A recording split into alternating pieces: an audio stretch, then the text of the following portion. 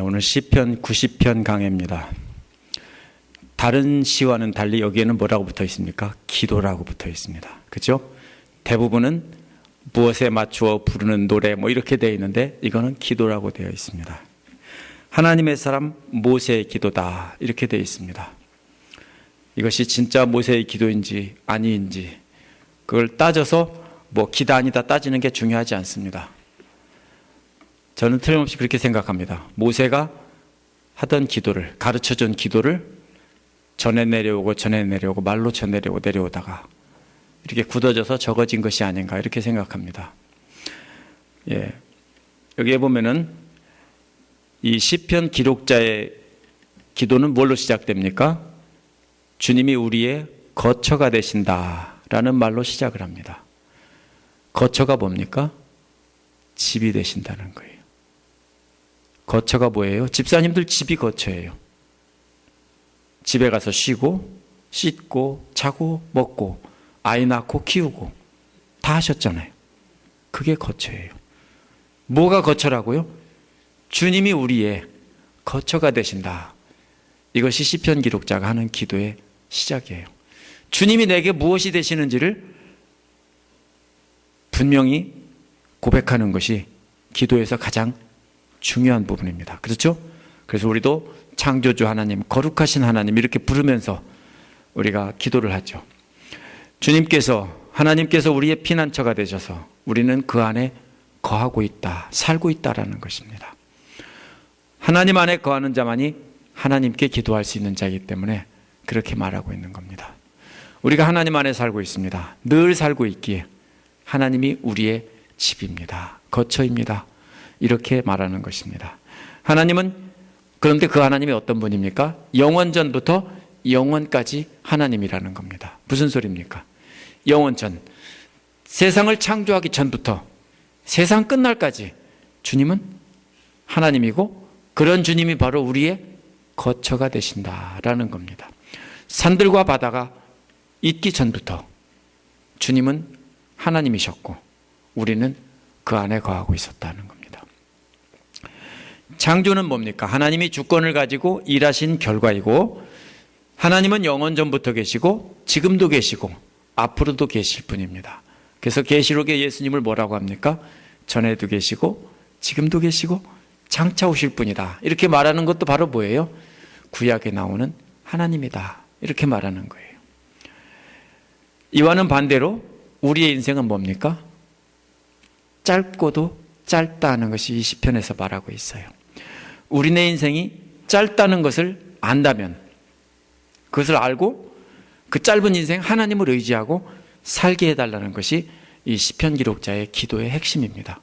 우리는 이렇게 짧은데 하나님은 그렇게 영원하신 하나님, 우리가 그 하나님을 의지합니다 라고 기도하는 겁니다. 우리가 이 기도를 통해서 어떻게 사는 것이 지혜로운 것인지 생각해보는 시간을 갖도록 하겠습니다. 첫 번째로 처음에 나오는 이제 1절, 2절 말고 3절부터 나오는 이야기는 뭡니까? 이제 우리 인생이 유한한 인생이다, 짧은 인생이다 하는 겁니다. 3절에서 뭐라고 합니까? 인간에게 유한한 생명을 주셨다는 겁니다. 사람을 티끌로 돌아가게 하시고 죽을 인생아 돌아가거라 하고 말씀하신다. 안 가실 분 있어요? 다 가셔야 됩니다. 김계정 집사님 시어머니가 돌아가셨어요. 우리도 그보다 조금 뒤에 가셔야 돼요. 그렇죠? 다 가셔야 돼요. 뭡니까? 가야 된다는 거에 대해서 제 아내가 참 깊이 많이 생각했을 거예요. 아파서 죽을지도 모른다. 의사가 이렇게 얘기하니까 죽음의 문턱 앞에서 고민을 많이 했을 거예요. 지금 이제 치료를 받고서 괜찮습니까? 아니요. 언제 갈지 모릅니다. 그렇죠? 저도 가고 제 아내도 가고 여러분도 가고 다 갑니다. 언제 갑니까? 하나님께서 인생아 흙으로 돌아가거라, 다시 원래 자리로 돌아오거라 하면은 돌아가야 되는 겁니다. 아무도 그 죽음에서 벗어날 수 없다는 것입니다. 5, 6절은 뭘 말하고 있습니까? 죽을 수밖에 없는 인간의 속성과 그 과정을 자세히 정의하고 있습니다. 5절에서 뭐라고 합니까? 주님께서 생명을 거두어 가시면 인생은 한순간의 꿈일 뿐이다. 꿈은 뭐예요? 사라져버리는 거예요. 여러분 지금까지 꾼 꿈 다 기억해요? 하룻밤에도 수십 번씩 꿈을 꾼대요. 대부분 사람들은. 학자들이 말하는 얘기예요. 그런데 그 자고 있을 때 막 깨우면은 그 자리에서는 말을 하는데 다시 잠들면 깨고 나면 뭔 꿈인지 몰라요. 아시겠어요? 꿈을 꾸고 잊어버리고 그러는데 가끔 하나씩 놀라는 꿈 한 개 정도가 남는 거예요. 어떤 꿈은 깨어난 직후에는 생각나요. 그렇지만 아침에 딱 일어나서 보면은 뭔 꿈을 꾸긴 꿨는데 뭘 꿨더라? 저는 그래요.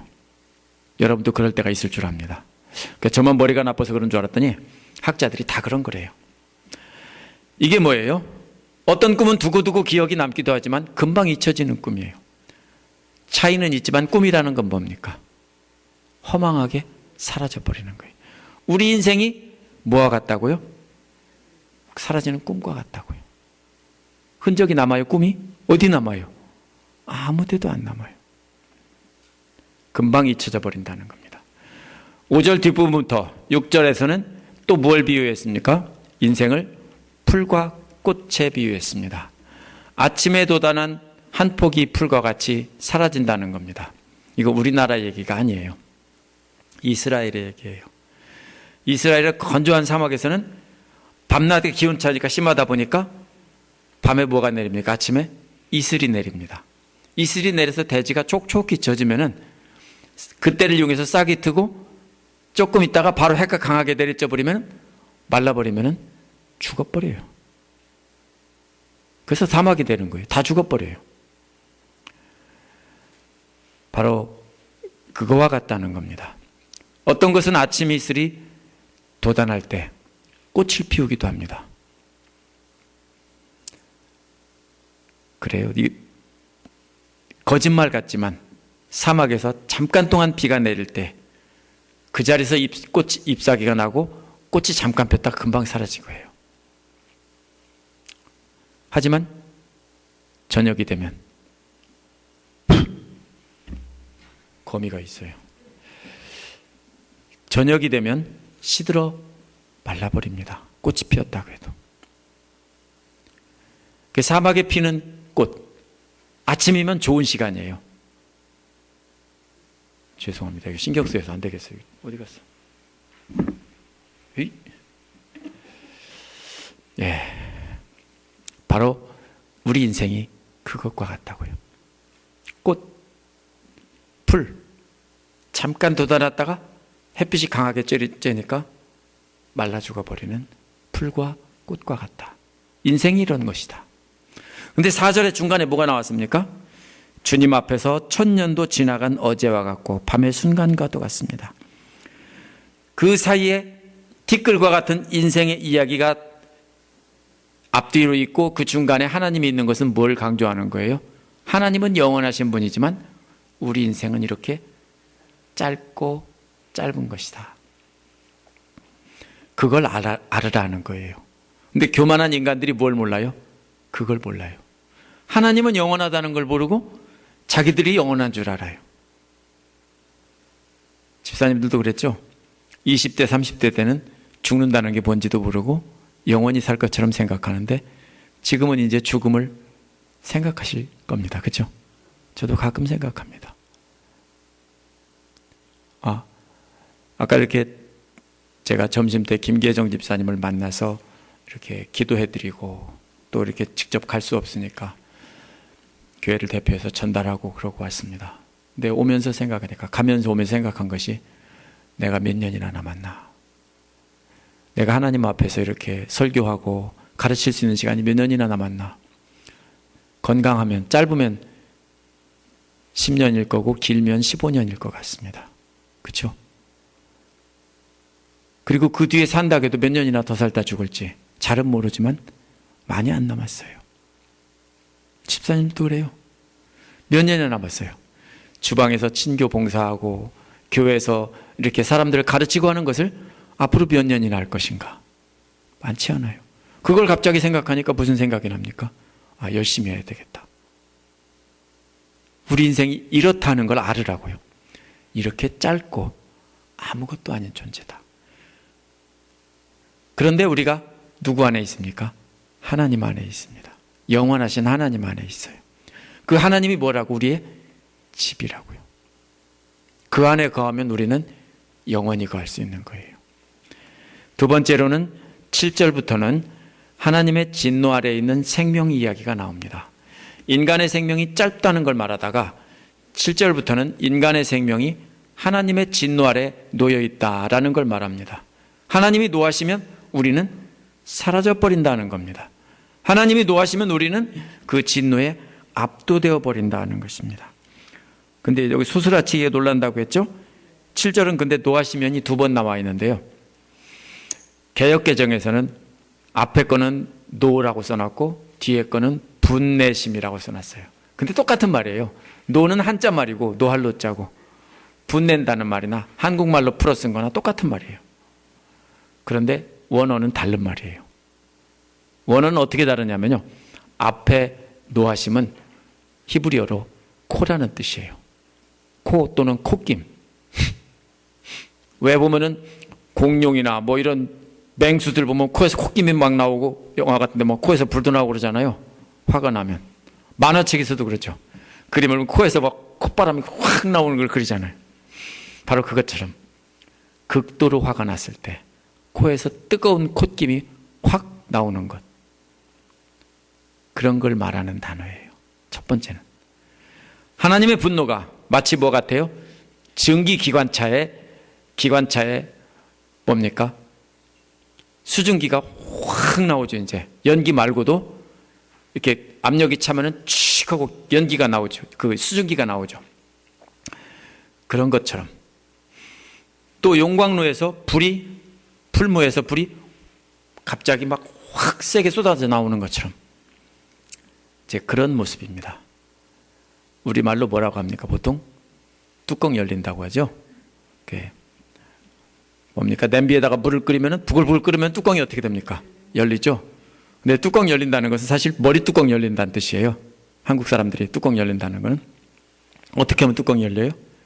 열받으면. 그러면 이것은 앞에 노라는 것은 뚜껑 열린다는 소리고요, 뒤에 노라고 하는 것은 열받았다는 뜻이에요. 뚜껑은 안 열린 상태예요. 그게 뭡니까? 뒤에는 열이라는 뜻이에요. 뒤에 거는 그냥 열받았다고. 그러니까 앞에서 뚜껑 열리면은 어떻게 했다고 했어요? 사라진다고 했어요. 근데 뒤에는 열받으면 놀란다는 거예요. 열받으면 아직 확 분노를 폭발하기 전이에요. 그래도 그 순간에도 그것만 알고도 벌써 어떻게 돼요?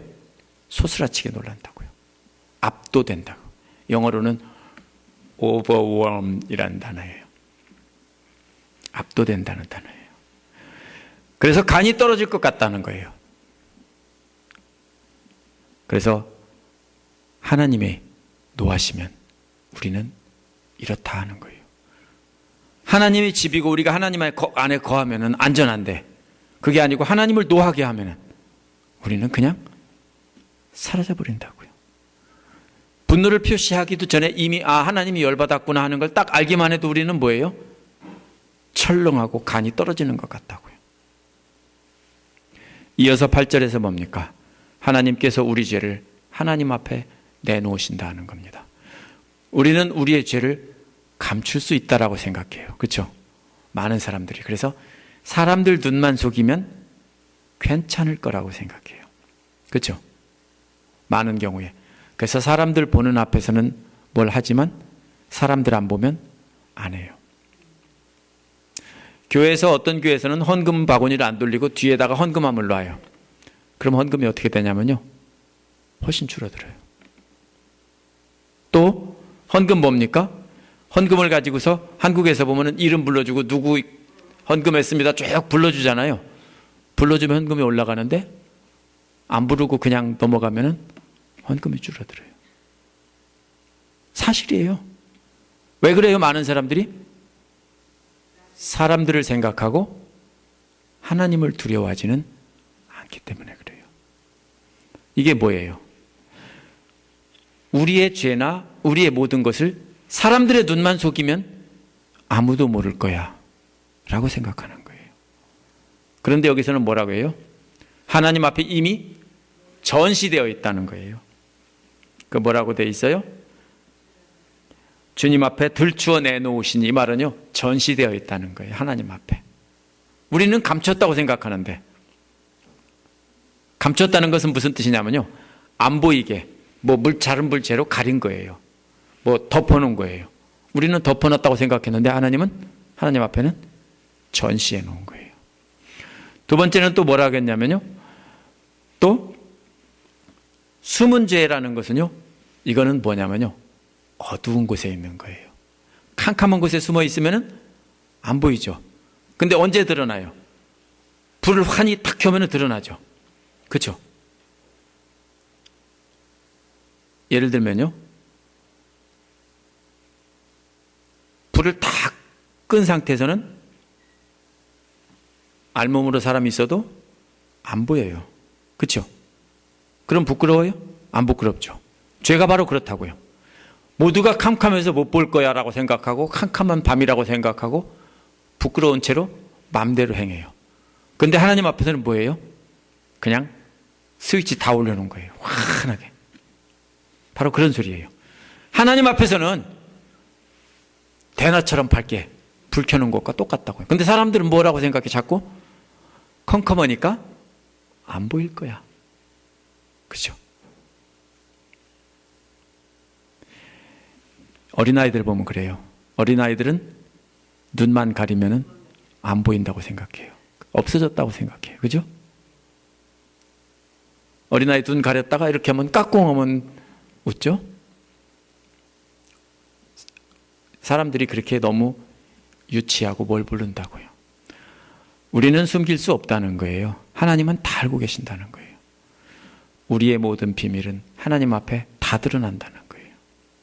우리는 비밀을 어두운 곳에 숨겨놨다고 생각했는데 밝은 빛을 비춰서 다 보고 계시고, 우리는 감춰놨다고 생각했는데 하나님 앞에 전시되어 있다는 거예요. 우리가 그걸 안다면 우리는 하나님 앞에서 두려운 마음으로 바르게 행할 수밖에 없죠. 범죄하는 사람이 왜 그랬습니까? 하나님이 보고 계시다는 것을 모르기 때문에 그래요. 창세기 2장 3장에서 뭐가 나옵니까? 아담과 하와의 범죄가 나오는데 그 범죄를 자기들은 숨어요. 그리고 부끄러운 앞에를 무화과나무잎으로 가렸다고 이렇게 되어 있어요. 나뭇잎으로 가렸어요. 그러면 자기들은 가려질 줄 알아요. 근데 하나님은 뭐예요? 다 보고 있어요. 7절과 비슷한 내용이 9절에 또 나옵니다. 뭡니까? 주님께서 노하시면 우리 일생은 사그라지고 우리 한평생은 한숨처럼 쓰러지고 맙니다. 9절과 비슷한데요. 7절에도 사라지고라는 말이 9절에는 사그라지고 이렇게 되어 있는데 똑같은 말이에요. 원어에서는. 근데 7절에서는 우리라고 했는데 9절에서는 우리의 일생이라고 했습니다. 이건 우리의 모든 날들이라는 뜻이에요. 때가 강조된 말이에요. 9절에서 강조하는 것은 우리의 일생의 모든 날들이 사라진다는 거예요. 또 한평생이라는 말은 연도라는 뜻이에요. 1년, 2년, 3년, 이 연도가, 모든 연도가, 우리가 산 모든 연도가 한숨처럼 사라진다는 겁니다. 한숨이 어떻게 사라집니까? 한숨 푹 쉬고 나면 내 한숨 어디 갔지? 내 한숨 어디다 떨어졌지? 찾습니까? 없어요. 그렇다고요. 7절과 마찬가지예요. 그래서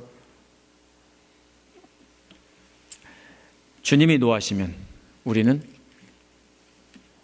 그냥 사라져버릴 존재라는 겁니다.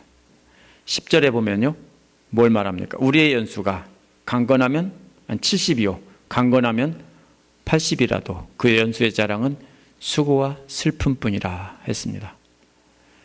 그 날들이 마치 날아가는 것과 같다라는 것입니다.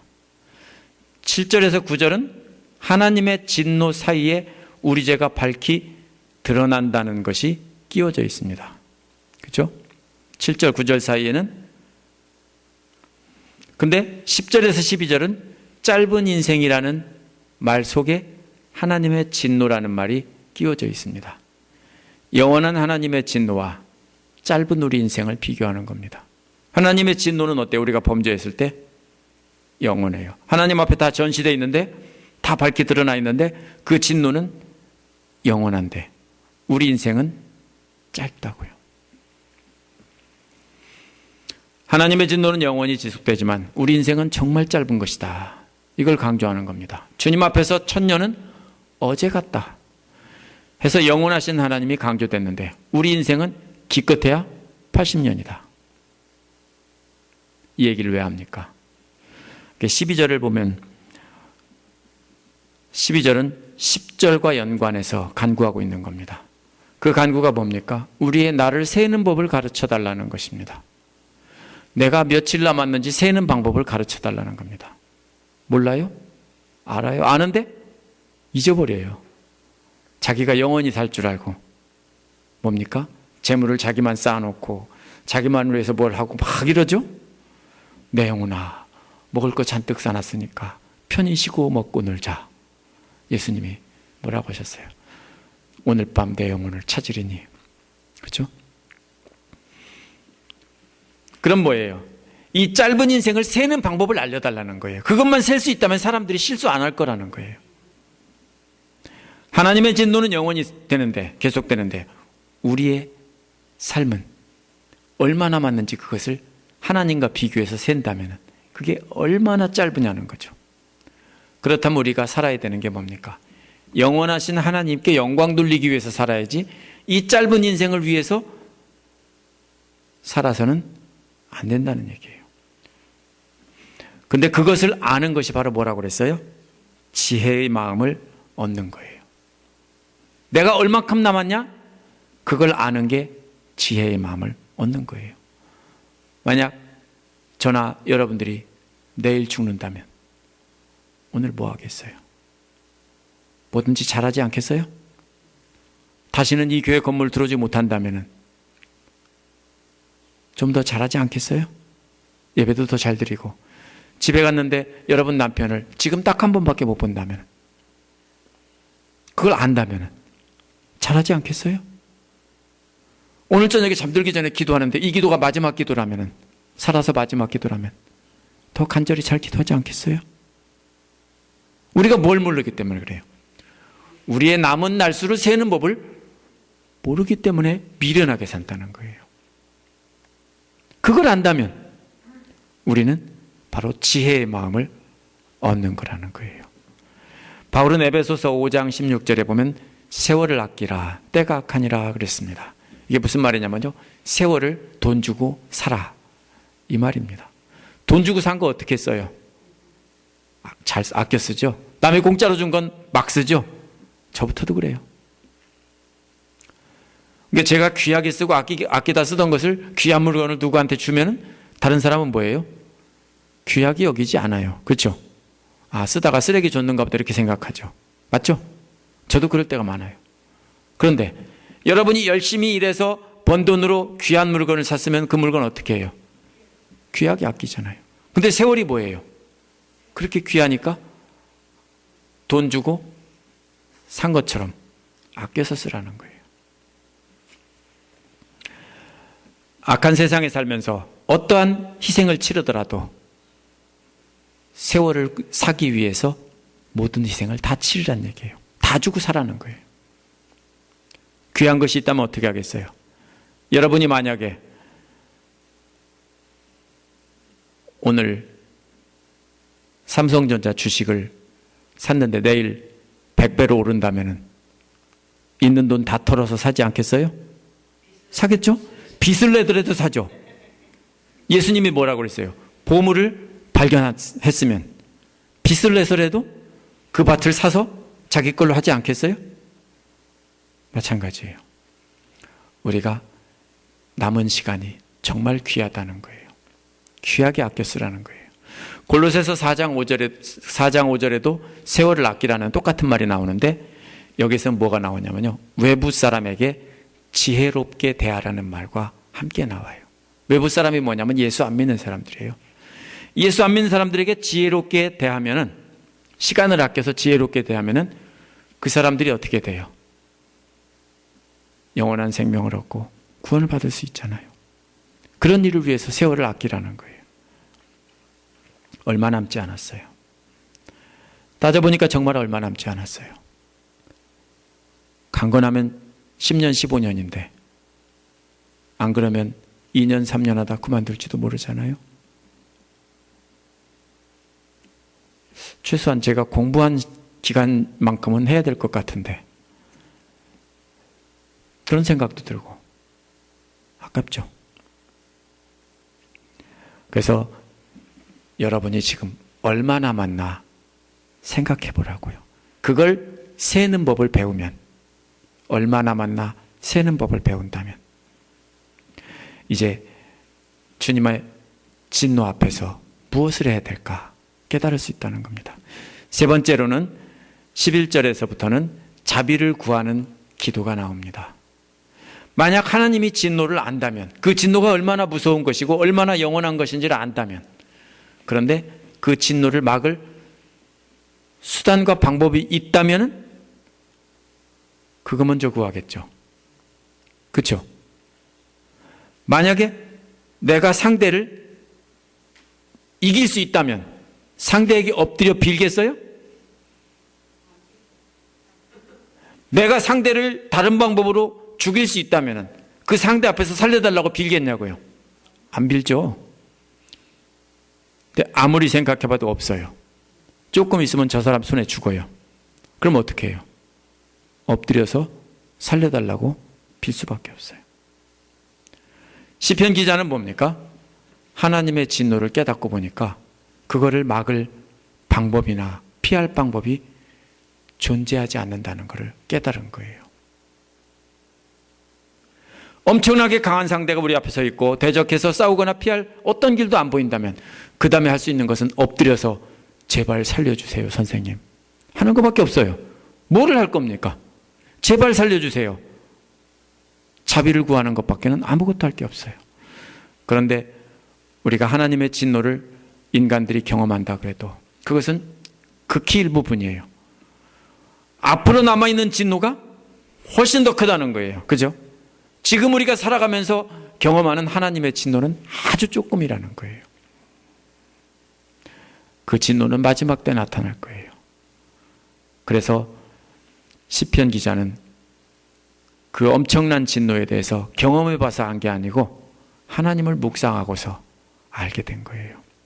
그 엄청난 진노를 알게 된 시편 기자가 할 수 있는 것이 딱 하나밖에 없어요. 불쌍히 여겨주세요. 13절에 나오죠. 주님의 종들을 불쌍히 여겨주십시오. 불쌍히 여겨주세요 주님. 이렇게 간청한 겁니다. 돌아와 주십시오라는 말은 3절에서도 나와요. 인생을 티끌로 돌아가게 한다는 말과 똑같은 말이에요. 인생이 티끌로 돌아간다는 건 뭐예요? 원래 있던 자리로 되돌아가는 거예요. 그렇죠? 인생은 흙으로 와서 흙으로 간다 그러죠. 근데 하나님이 돌아와 달라는 것은 뭡니까? 하나님이 원래 있던 자리로 와달라는 거예요. 하나님 원래 있던 자리가 뭘까요? 자비와 사랑의 하나님이라고 이스라엘 사람들은 생각했어요. 자기들을 인도해 주시고 이집트 땅에서 가나안 땅으로 인도해 주신 그런 놀라운 능력을 보여주신 그런 하나님이에요.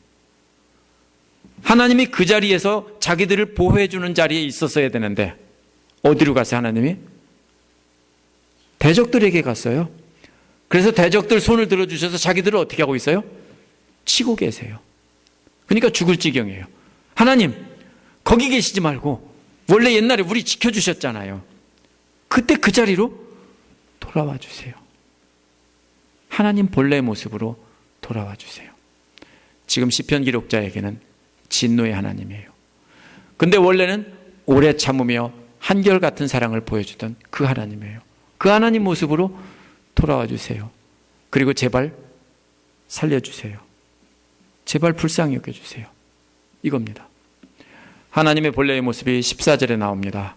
아침에는 주님의 사랑으로 우리를 채워주시고 평생도록 우리가 기뻐하고 즐거워하게 해달라는 것입니다. 건조한 사막 지방에서 제가 아까 말씀드린 대로 이스라엘에서 아침은 모든 식물이 생기를 얻는 시간입니다. 밤새 내린 이슬에 잎사귀가 촉촉하게 젖어서 생기가 도는 때입니다. 그 이슬이 하늘에서 내리는 시간이 바로 아침입니다. 이슬이 온 땅에 골고루 내려서 하나님의 사랑이 온 땅 백성을 골고루 적시듯 그렇게 적셔달라는 거예요. 그래서 그 사랑을 평생 동안 기뻐하며 즐거워하게 해달라는 거예요. 하나님이 그때 우리가 다 타주고 갈 때 이슬을 내려주셔서 아침에 우리가 촉촉하게 젖었었지, 하나님 참 감사해, 이걸 평생 동안 말하게 해달래요. 15절에서는 시편 기록자와 그 백성들이 괴로움을 당한 날수만큼 또 재난을 당한 횟수만큼 즐거움을 달라는 것입니다. 저들이 겪은 괴로움의 날들과 재난의 해들은 평생 계속 지속된 것입니다. 근데 그 분량만큼 즐거움을 달라는 거예요. 이제 남은 삶을 주님께서 즐거움으로 달라는 겁니다. 3절에서 10절은 하나님 하시는 일을 알지 못하고 하나님의 진노 아래 사는 모습을 표현한 겁니다. 근데 이제는 하나님의 뜻을 알고 하나님의 뜻에 맞게 살게 해달라는 것입니다. 그것이 기뻐하며 사는, 즐거움을 얻으며 사는 것입니다. 이제는 하루 사이에 말라 죽어가는 들풀과 같은 진세가 안 되게 해달라는 것입니다. 남은 날수를 세보는 지혜가 있어서 하나님의 뜻을 깨닫고 하나님께 순종하고 지혜로운 삶을 살게 해달라는 겁니다. 또 그 자손들에게 그 영광이 계속 나타나게 해달라는 것입니다. 이는 앞에서 모든 풀들이 말라 죽게 하는 진노의 태양빛과 같은 하나님이 아닙니다. 이제는 어떤 하나님입니까? 아침 햇살과 같은 따사로운 하나님입니다. 이스라엘의 한낮의 태양은 뭡니까? 진노의 태양과 같이 오른편에 바위가 되시고 그늘이 되신다는 그런 찬송도 있잖아요. 그게 무슨 소리냐면 그 뜨거운 햇빛을 막아주는 거예요. 근데 아침 햇살은 뜨거운 햇살이 아니에요. 그래서 하나님이 진노의 태양빛이 아니라 영광의 빛으로, 아침 햇살처럼 영광의 빛으로 그렇게 비춰서 그걸 받고 잘 자라서 열매 맺는 삶을 살게 해달라는 겁니다. 17절에 보면 우리 손으로 하는 일이 견실하게 해달라고 2번이나 반복하고 있습니다. 견실하게, 개역에서는 견고하게 라고 했는데 이것은 세운다라는 말입니다. 뭘 세웁니까? 집을 세우는 거나 이렇게 세우는 겁니다. 이스라엘 백성들이 하는 일이 견고하게 서게 해달라는 거예요. 마태복음 7장 24절에서 27절에 보면 반석 위에 세운 집이 나오죠. 그것처럼 견고하게 해달라는 겁니다. 인생이 쓸모없는 것에 투자를 하면 뭐가 돼요? 견고하지 않아요. 세상에서 좋은 것, 즐거운 것, 재밌는 것 다 누리고 하고 싶은 것 다 해보면 행복합니까? 아니요. 돈이 많은 대기업, 재벌, 2세, 3세들은 행복합니까? 아니요. 자살하는 사람도 있잖아요. 돈이 많은데도. 누가 생각하면 아깝게 저렇게 돈이 많은데 써보거나 죽지. 그죠? 행복하지 않아요. 근데 뭐예요? 뭘 잘못했기 때문에 그러냐면요, 엉뚱한 데다가 모래 위에다 집을 짓고 잘못 세웠기 때문에 그래요. 근데 여기서 뭐 어떻게 반석 위에 세운 집과 같이 그렇게 견고하게 서게 해달라는 겁니다. 이것이 만약에 모세의 기도라면 가나안 땅에 들어가서 하나님의 약속에 순종해서 하나님 기뻐하시는 신앙으로 아름답게 살게 해달라는 그런 뜻이 될 겁니다. 앞에서 나온 대로 인생에 남은 연수가 정말 짧다는 걸 깨닫고 하나님에게 순종해서 복된 백성이 되게 해달라는 거지 건물을 잘 세우게 해달라는 뜻이 아닙니다. 오늘 말씀을 정리해 보겠습니다. 시편 90편은 찬송이 아니라 기도입니다. 짧은 인생이 영원하신 하나님 앞에서 간구하는 기도입니다. 짧은 인생들이 하나님 앞에서 영광을 받아 의미 있는 인생이 되게 해달라는 것입니다. 특히 시편 기록자는 누구를 위해 기도하고 있냐면 자신을 위해서 기도하는 게 아니라 자신이 이끌고 있는 무리들을 위해서 기도하고 있는 것입니다. 요즘에 신명기에 묵상하는데도 그게 나오죠. 모세가 이스라엘 백성을 위해서 금식하며 중보기도하는 얘기가 나옵니다. 그 간청의 핵심은 어디에 나옵니까? 12절에 나옵니다. 오늘 말씀. 짧은 인생의 나날들을 셀 수 있는 지혜를 달라는 것입니다. 그러면 하나님의 임박한 진노를 깨닫고 남은 삶을 하나님 기뻐하시는 삶을 살게 될 것이다. 그러한 지혜로운 삶을 살 수 있도록 견고하게 서게 해달라 하는 것입니다. 우리의 간청도 뭐와 같습니까? 시편 기록자와 같아야 됩니다. 남은 날수를 세어볼 수 있는 지혜를 달라고 해야 됩니다. 한번 세보세요. 이제 여기에 계신 모든 분들은 다 50이 넘어서 이제 60이 가깝고 60이 되신 분도 계시고 많이 남지 않았어요. 세보셔야 됩니다. 그러면서 우리가 우리 손으로 반석 위에 집을 짓듯 믿음을 견고하게 세워서 그 믿음의 집을 누구한테 물려줘야 됩니까? 자손들에게 물려줘야 됩니다. 또 이웃에 내 사랑하는 친구들에게도 물려줘야 됩니다.